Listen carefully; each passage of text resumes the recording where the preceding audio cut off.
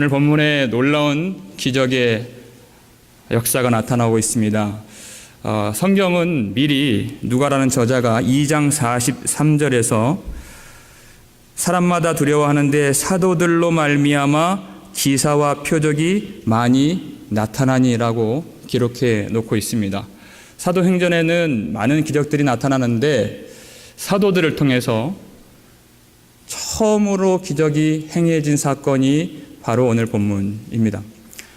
공간복음을 보게 되면 예수님을 통해서 많은 기적의 사건들이 나타나게 되는데 바로 성령님을 통해서 예수 그리스도의 영을 받은 사도와 교회가 어떻게 예수님이 하셨던 그 하나님의 일을 계승하고 계속 진행하게 되는가를 오늘 본문을 통해서 우리는 확인할 수 있는 것입니다. 예수의 영을 받은 교회가 그리고 그 사도들이 어떻게 예수님이 내가 너와 항상 함께 있으리라 하셨던 말씀을 어떻게 하나님이 이루셨는가, 그것을 우리가 이 말씀을 통해서 우리가 발견할 수가 있습니다. 1절에 제9시 기도 시간에라고 되어 있습니다. 이 일들이 그냥 공연히 일어난 일이 아니라 성경은 반드시 기도하고 연결시켜주고 있습니다. 예수님이 어떠한 기적사건을 일으키실 때 그 문맥을 보면 항상 이 성경 기자는 기도와 그 사건을 연관시켜서 가르쳐주고 있습니다.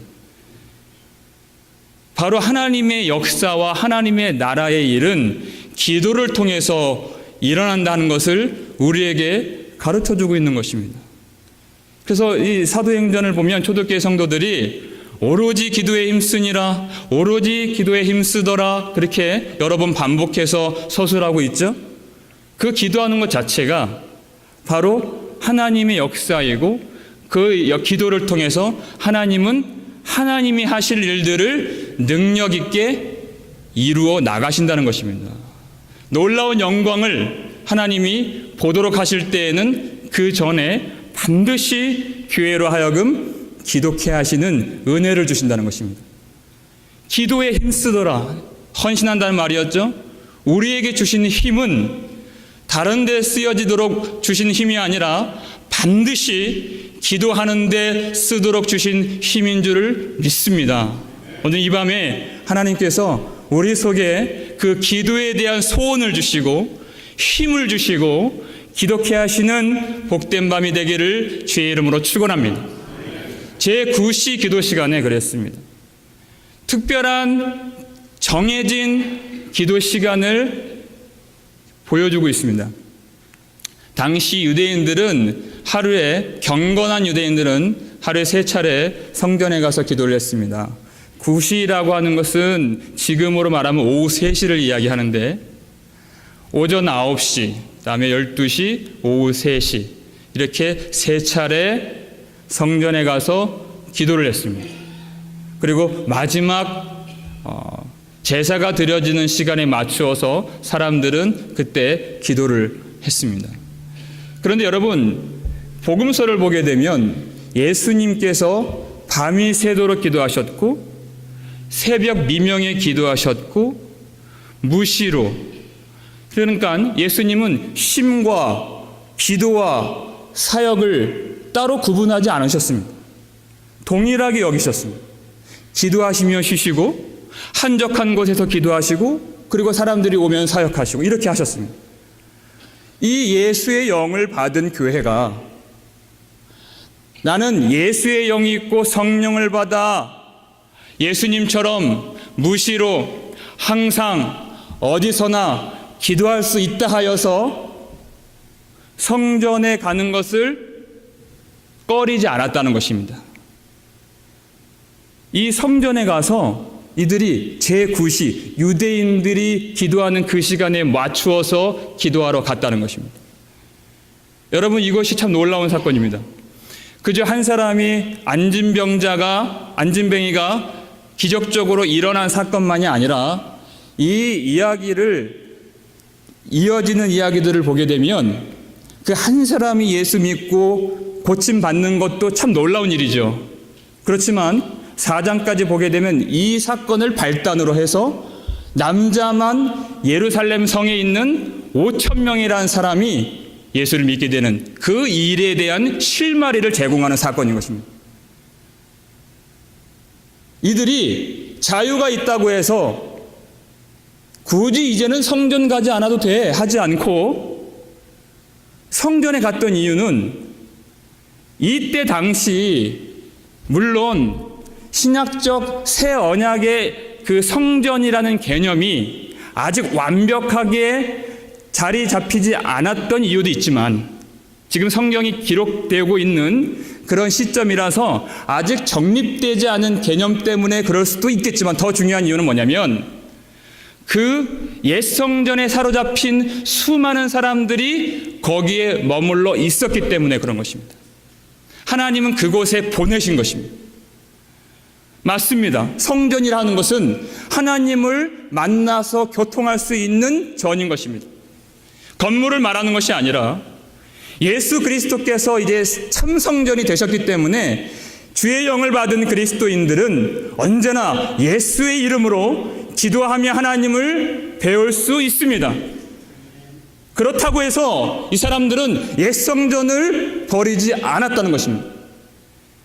예수 그리스도라는 참 성전을 알지 못하는 자들이 그곳에 많이 있었기 때문에 새로운 세대가 오고 오면서 진리를 안다는 사람들이 예전에 가졌던 어떤 교회 전통과 규칙과 형식이 이제는 필요 없다고 말하면서 버리라고 주창하는 사람들이 많이 등장하게 됩니다.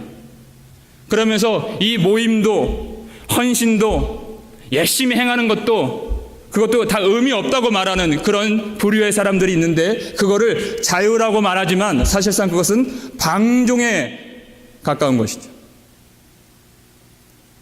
모이기를 힘쓰고 그리고 주님을 나의 모든 전심으로 사랑하며 헌신하며 그리고 기도하기를 힘쓰고 그리고 내 모든 삶과 마음과 소유와 내 자신을 주님께 드리는 것이 얼마나 아름다운지. 그런데 그것이 형식일 뿐이라고 전통일 뿐이라고 나는 자유를 알았고 진리를 알았고 자유를 얻었기 때문에 그것은 지나가는 것이라고 말하는 것은 사실 자유가 아닙니다. 하나님은 그렇게 생명이 없는 형식이라면 죽은 전통이라면 버리라고 말씀하시는 것이 아니라 그 속에 생명의 새로운 능력을 부어주시고 그것을 다시 살리길 원하시는 하나님이시라는 것입니다. 그래서 옛 성전으로 다시 들어가라는 것입니다. 거기에서 제자들은 알았습니다. 그 새로운 성전에 대한 그 말씀이 정립되는 시기인 줄을 그들이 알았고 이제 예수 그리스도로 말미암아 하나님께 나아간다는 걸 알았습니다. 그럼에도 불구하고 그 속에서 기도를 했고 그리고 가는 도중에 지금 나면서부터 못 걷게 된 일을 만나게 된 것이죠. 이 사람은 걷지 못하는 사람이기 때문에 사람들에 의해서 거기 놓여졌던 2절 보니까 날마다 그가 나왔습니다. 사도행전 2장을 보면 46절에도 47절에도 그리고 3장 2절에도 날마다라는 단어가 많이 나오는데 성도들과는 참 다르죠. 성도들은 날마다 마음을 같이하여 성전에 모이기를 힘쓰므로 날마다라는 단어가 쓰였는데 이 나면서부터 걷지 못하는 이 사람은 날마다 성전에 와서 했던 일이 어떤 일이었죠? 구걸학원을 그랬습니다. 날마다 성전에 나오는데 전혀 다른 목적과 다른 일로 성전에 나왔다는 것입니다.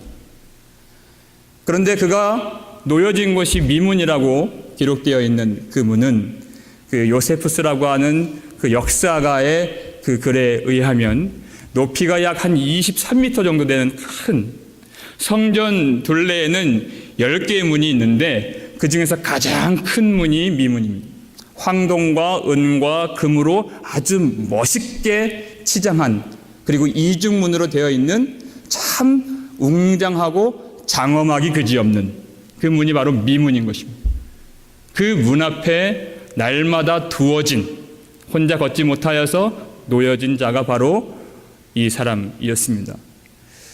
랍비를 통해서 유대인들이 가르침을 받을 때 세 가지 핵심 가치를 배웠는데, 그중 첫 번째가 토라, 율법이고, 두 번째가 제사고, 세 번째가 구제입니다. 하나님을 향한 그 경건의 마음과 헌신의 마음이 어떻게 보여지느냐 했을 때 유대인들은 성경의 그 말씀에 의해서 불쌍한 이웃을 도와주는 것으로 하나님을 향한 경건의 마음이 드러난다라고 그들은 열심히 가르치고 배웠습니다.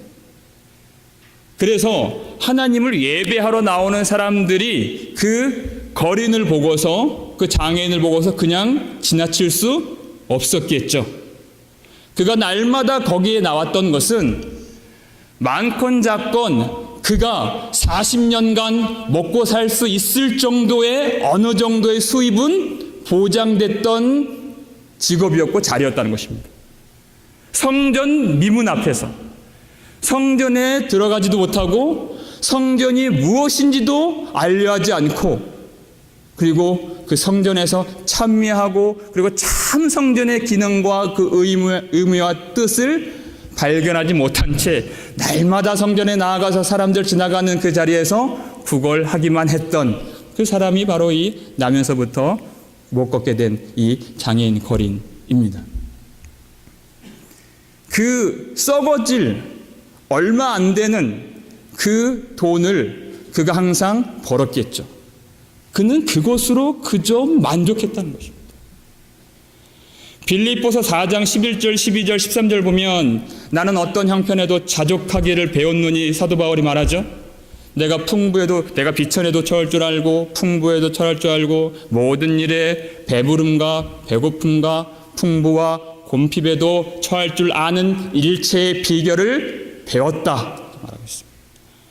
이것은 하나님이 반드시 우리에게 자족하는 것을 가르쳐 주시는데, 어떤 형편에도 우리가 나 자신의 의를 의지하지 아니하고 오직 예수 그리스도의 그 영광의 의를 의지하기까지 어떤 형편에도 두실 때 그것에 자족하여서 하나님의 능력을 의지하여서 오직 하나님께서 주시는 그것을 기뻐하며 나는 이 땅에 살고 있지만 하늘의 시민권을 가진 자인 것을 발견하게 되는 그 길 속에서 내게 능력 주시는 자 예수 그리스도 안에서 내가 모든 것을 할 수 있습니다라고 고백하게 하시는 그 믿음이 참 중요한 믿음인 것입니다. 그게 바로 자족인 것이죠. 그런데 그 자족과, 반드시 그 가져야 할 자족과 이 썩어질 것에 그저 만족하고 참성전에 들어가려 하지 않는 이 상태에 안주하는 그 만족과는 절대적으로 다른 것을 알아야 된다는 것입니다. 이 만족은 우리를 죽이는 만족인 것입니다. 여러분, 거린이 얼마나 많은 수입을 가졌겠습니까? 우리는 항상 작은 것에 감사하고 은혜를 찾는 그 일을 부지런히 무던히 해야 되지만, 그런데 이와 같이 참 진리를 알지 못하는 그 지점에서 하나님은 더 하실 수 있고 하나님은 끊임없이 그리고 더 풍성히 주길 원하시는데, 그것을 내가 그 상태로 더 받을 수 있는 상태인데 그 지점에서 머무르고 안주하고 만족하는 것은 하나님이 주신 마음이 아닌 것입니다. 하나님은 더 하실 수 있고 더 주실 수 있는 분이신 것입니다. 하나님은 정말 우리를 사랑하셔서 자기 생명도 아까워하지 아니하고 그 아들 예수를 십자가에 못 박아 죽인 그 사랑으로 우리를 긍휼히 여겨주시고 자녀 삼아 주신 하나님이신 것입니다. 그런데 우리는 그 자족과 만족을 엉뚱한 데 걸고 그 상태로 머물러 있기를 좋아한다는 것입니다. 그렇지 않습니다. 우리가 경계 짓고 담장을 쌓고 한계를 만드는 것을 하나님이 기뻐하지 않으십니다. 하나님은 더 하길 원하시고 우리의 헌신이 내 힘으로는 여기까지야 하지 않고 힘에 지나도록, 사도 바울이 얘기했던 거죠. 더 하나님이 그것을 사모하고 그것을 간절히 원하는 자에게 정말 그 발과 발목에 힘을 주셔서 하도록 하시는 하나님이신 것입니다. 나의 힘은 여기까지 하면서 사랑하기를 멈추고 안주하는 그런 일도 있을 수 있는데, 근데 여러분, 그것은 하나님이 정말 기뻐하시는 일이 아닙니다. 우리 속에 사랑을 주신다면 그건 하나님이 사랑하도록 하신 것이지 내 힘으로 사랑하라 하는 말씀이 아닌 것입니다. 내 힘으로 한다면 그렇게 경계를 지을 수 있죠. 나를 중심으로 내 가족, 그리고 조금 넘어 가까운 이웃 정도로 사랑할 수 있는 그것이 바로 내 힘입니다. 근데 하나님이 사랑하도록 하시는 그 사랑은 그 경계를 넘는 사랑입니다. 도무지 내가 사랑할 수 없는 그 사람까지, 도무지 내 힘으로는 용서할 수 없는 그 사람까지 용서하게 하시는 그 사랑을 주신 줄 우리는 믿는 것입니다. 하나님 더하길 원하십니다. 그 상태로 머무르기를 원치 않으신다는 것입니다. 이것을 알도록 하시기 위해서 우리는 그 알량한 그 썩어질 그것조차 얻지 못하도록 하실 때도 있습니다. 이 거린처럼, 이 거린보다 더 못하도록. 그래서 정말 우리가 알아야 할, 구해야 할 그 썩지 않을 하늘의 양식이 무엇인가를 생각하고 구할 수 있도록 잠시 잠깐 그러한 형편에 우리를 놓아두실 때가 있는 것입니다. 우리는 그때에 자족하는 것이죠.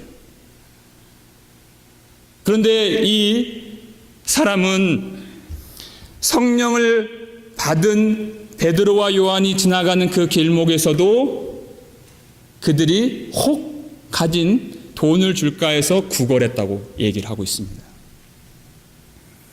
많은 사람들이 율법의 가르침을 통해서 그를 도와주었을 때 그는 그렇게 자기 할 만큼 했다 하고서 그저 바쁜 걸음으로 기도하러 아마 성전에 들어갔을 것입니다. 그런데 이 베드로하고 요한은 그렇게만 하질 않고 오늘 말씀을 보니까 그들을 주목했다고 그랬습니다.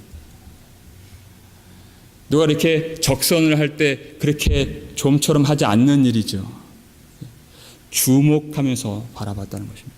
마치 마태복음 9장 36절에서 예수님이 무리를 보시고 불쌍히 여기사 했던 것처럼 목자 없는 양 같음을 인하여서 기진하고 또 고생하는 그 백성들을 보시었던 것처럼 주목했다는 것입니다. 가는 길을 멈춰서 우리는 참 이 놀라운 사건, 그가 힘을 얻어서 한 번도 40년 동안 일어나 보지 못한 이 사람이 기적같이 일어나서 성전에 들어가 찬미한 이 사건 우리가 잘 알고 있고, 또 연결되어서 5,000명이라는 사람들이 구원받게 된 그 일의 실말이라는 것을 우리가 알고 있습니다. 우리가 그러한 일들을 바라고, 그리고 참 그 수많은 사람들이 이전에서 예수 믿게 되는 그 일들을 바랄 수 있는데, 하나님은 그것을 먼저 생각하는 것이 아니라 먼저 그 한 영혼에 주목하도록 교회를 이끌어 가신다는 것입니다. 5,000명을 수많은 사람들이 일어나서 예수 믿게 되는 그것을 베드로가 요한이 생각하고 나아간 것이 아닙니다. 그저 그 한 명, 예수의 영을 받은, 그래서 지나칠 수 없는 그 마음을 하나님이 주셔서 그를 주목하게 하신 것입니다. 바라보게 하신 것입니다. 사람들은 화려하고 나에게 조금이라도 유익이 될 만한 어떤 그 아름답고 힘 있는 것을 보길 원하고 내 이름을 좀 걸길 원하고 기대길 원하지만, 성령 받은 예수의 영이 있는 참된 교회는 그렇지 않고 오히려 연약하고 부족하고 하나님이 보셨을 때 참 하나님의 은혜가 필요한, 하나님이 반드시 있어야 할 그 영혼에게 시선과 마음을 모아준다는 것입니다. 주목하는 마음을 주신다는 것입니다. 지나칠 수가 없는 것입니다. 여러분, 이것은 우리가 그렇게 해야 되겠다, 맞다 하고 결단으로 되는 내용은 아닌 것 같습니다. 베드로와 요한이 그렇게 할 수 있었던 것은 그저 우리가 도덕에서 배웠던 것처럼 우리가 학교를 잘 다녀도 불쌍한 사람을 도우라는 말은 우리가 익히 알고 실천할 때도 있습니다. 그런데 그것은 내가 봤을 때 나보다 연약하고 나보다 못하여서 불쌍한 사람이 있으면 도우란 얘기예요. 항상 그 마음에는 나는 이 사람보다는 우월하다, 나는 이 사람보다는 더 많이 가졌다 하는 의식이 자리 잡고 있는 것입니다. 그것이 바로 도덕에서 말하는 선행입니다. 구제입니다. 그런데 모양은 비슷해 보일 수 있으나 복음을 갖고 있는, 성령을 받은 참된 교회가 하는 그 구제와 복음 전파는 그와는 다른 마음인 것입니다. 내가 이 사람보다 우월하고 뛰어나서 돕는 것이 아니라 하나님의 은혜가 아니었다면을 생각하는 것입니다.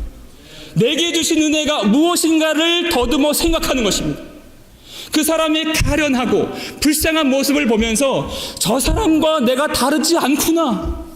하나님의 은혜가 아니면 저렇게 가련하고, 아니 더 가련하고 더 헐벗고 더 굶주리고 더 불쌍한 자가 나인데, 그런데 하나님이 그렇게 헐벗은 나에게 예수 그리스도의 옷을 입혀주셨고, 그렇게 굶주리고 그렇게 가련한 나에게 나 때문에 가난해지신 예수 그리스도의 풍성함의 부유함을 주신 그 은혜가 얼마나 큰 것인가, 그렇게 생각하는 자가 그에게 나아가고 주목하여서 가는 길을 멈춰설 수 있게 되는 것입니다. 당신과 내가 다르지 않습니다 하는 그 마음에서 진정한 위로가 나타나는 것입니다.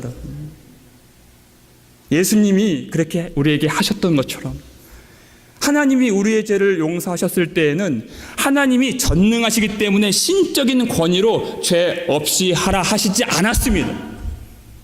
예수님이 죄의 짐을 지시기 위해서 이 인간 세상과 그 오염되고 추악하고 더럽고 문제 많은 이 땅에 내려오셨다는 것입니다. 성경을 보니까 예수님이 우리를 대신하여서 그 죄 자체가 되셨다고 성경이 말하고 있습니다. 고린도후서 5장 21절 말씀입니다. 하나님께서 죄를 알지 못하신 이를 우리를 대신하여 죄로 삼으신 것은 그랬습니다. 죄를 짊어지었다는 표현이 아니라 죄로 삼으신 것입니다. 죄 자체가 되셨습니다. 죄의 덩어리가 되셨다는 말입니다. 예수님. 그저 신적인 권위로 죄를 없이 하신 것이 아니라 너는 나와 다르지 않다, 그 하늘의 진정한 위로를 주시기 위해서 그렇게 죄의 덩어리가 되시기 위해서 오신 것입니다. 왜냐하면 그 안에서 하나님의 의가 되도록 하시기 위해서, 우리로 말미암아 그 은혜, 그것을 아는 자는 내가 알고 내가 가졌기 때문에 주는 것이 아니라 더 낮아져서 하나님의 은혜가 얼마나 큰지, 그리고 그 은혜가 아닌 나의 상태, 은혜가 만약 없다면 나는 정말 아무것도 아닌, 그렇기 때문에 당신도 예수가 필요하고 나도 예수가 필요합니다라는 그 마음에 이 사도 베드로는 은과 금은 내게 없거니와 내게 있는 것을 너에게 주노니라고 말한 것입니다. 곧 나사렛 예수 그리스도의 이름이 바로 그 능력의 이름인 것입니다. 당신도 예수가 필요하고 나도 예수가 필요합니다라는 고백인 것입니다. 이것은 돈이 없는 자이기 때문에 이 사람은 좀 돈이 필요하고, 건강이 없는 자이기 때문에 맞춤형으로 이 사람의 건강에 필요한 그것이 아니라, 부자이기 때문에 이 사람은 조금 더 다른 어떤 무엇인가가 필요하다 말하지 아니하고, 부자인 당신도 예수가 필요하고, 가난한 당신도 예수가 필요하고, 예수 오래 믿은 당신도 예수가 더 필요하고, 예수 지금 알지 못하는 당신은 정말 예수가 필요합니다 라고 우리에게 가르쳐 주시는 것입니다. 우리는 조금 예수 믿은 지 얼마 안 되는 사람이 있으면 조금 우리가 좀 많이 가진 것 같고, 그 사람은 좀 낮은 것 같은 생각이 있습니다. 우월감을 가질 때 있습니다. 그리고 저 밖에 있는 그 전도 대상자들을 보면은 우리보다 아주 낮은 그런 상태로 여겨질 때가 있지만, 그렇지 않습니다. 우리가 하나님의 전적인 은혜로 구원을 받는 것을 알고 믿는다면 그와 같은 마음이 아닌 것입니다. 하나님 어떻게 이런 은혜를 저에게 주셨습니까? 사실 이 사람을 통해서 하나님이 저의 영적인 실상을 다시 보게 되었습니다. 주님, 내 눈에 안약을 발라보라 말씀하신 그 말씀으로 저를 보게 되었습니다. 저 사람에게 예수 그리스도의 이름의 능력을 부어주시고 저에게도 동일한 은혜를 부어 주옵소서. 이렇게 우리는 사랑과 복음을 전하는 것입니다. 베드로가 은과 금은 내게 없거니와라고 말을 했을 때 아마 그가 엎드려 있는 그 성전 미문을 염두하고 말했을 것입니다. 거기는 은과 금이 아주 많이 그렇게 치장되어 있는, 붙어 있는 그 화려한 문인 것입니다. 사람들은 그 성전에 드나드는 수많은 사람들, 참 성전의 진리를 알지 못하는 수많은 사람들은 그 눈에 보여지는 그 차원에서의 아름다움은 발견합니다. 그게 바로 은과 금의 아름다움인 것입니다. 우리도 마찬가지입니다. 우리가 예배를 드리고 있는 우리이지만 은과 금이 얼마나 아름다운지, 이 세상 살면서 얼마나 권세 있는지 우리가 알지 못하는 사람 아무도 없습니다.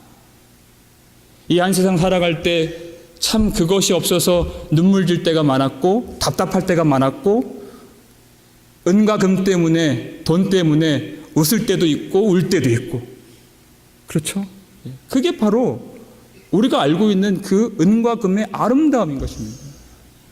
베드로가 그걸 얘기하는 것입니다.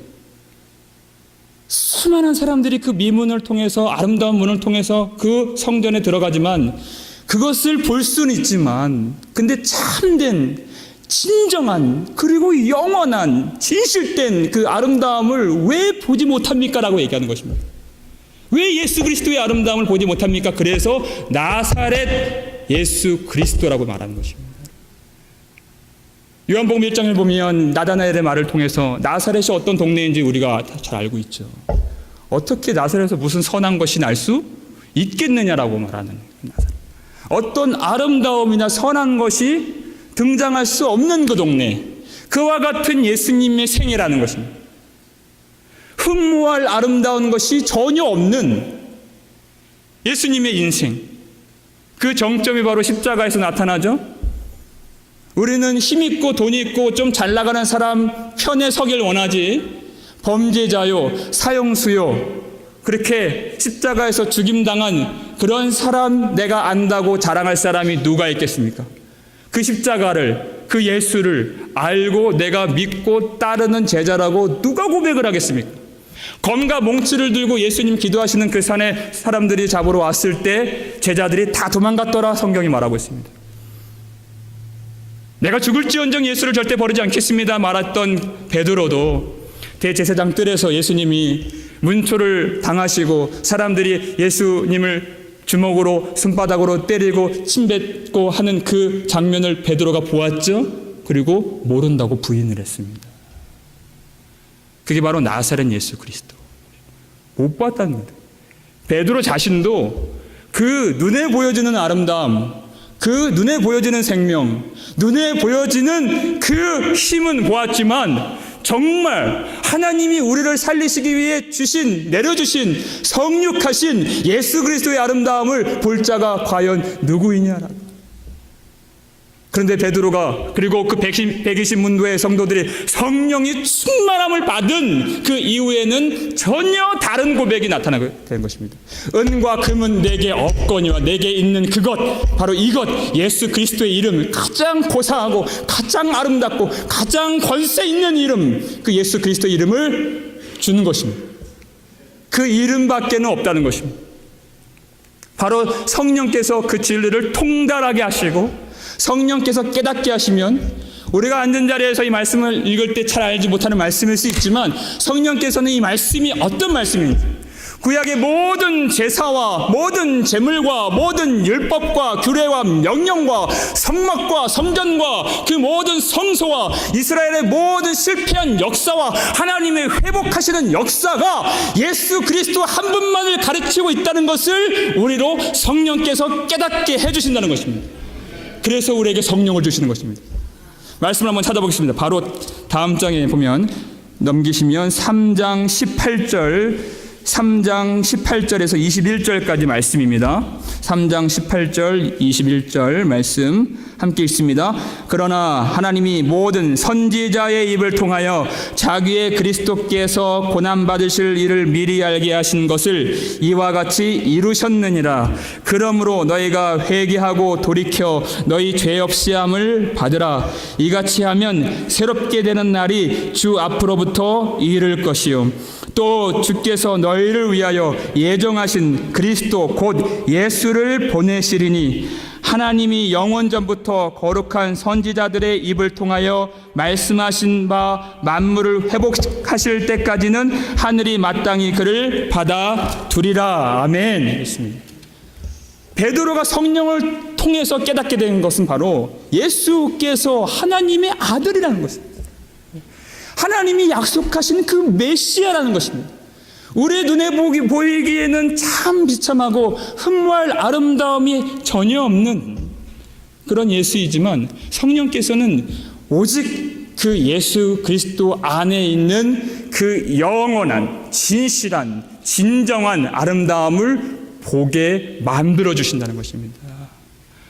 그래서 예수를 통하여 우리가 하나님 앞에 용납될 수 있고, 그리고 예수라는 참 성전, 헤롯이 지은 죽은 성전, 그저 율법에 갇혀 있어 지금도 제사를 드리는 그 옛 성전에 머무르는 것이 아니라 살아있는, 그리고 영적인, 진정한, 그리고 영원한 영단번의 제사로 우리를 하나님 앞에 설 수 있도록 하신 유일한 생명의 문이신 진정한 아름다운 예수를 볼 수 있도록 성령께서 오늘도 역사해 주신다는 것입니다.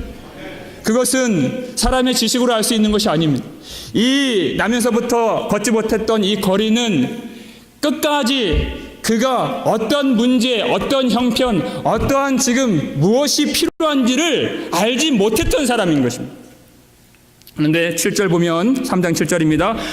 베드로가 오른손을 잡아 일으키니 발과 발목이 곧 힘을 얻고 그랬습니다.